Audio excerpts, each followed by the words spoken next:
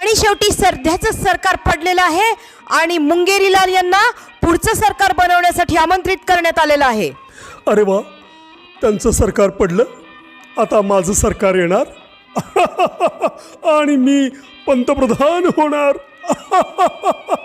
उद्या माझा शपथविधी होणार. आहा, मी टंप्या झंप्या मुंगेरीलाल तुकडे तुकडे गँगची शपथ घेऊन सांगतो की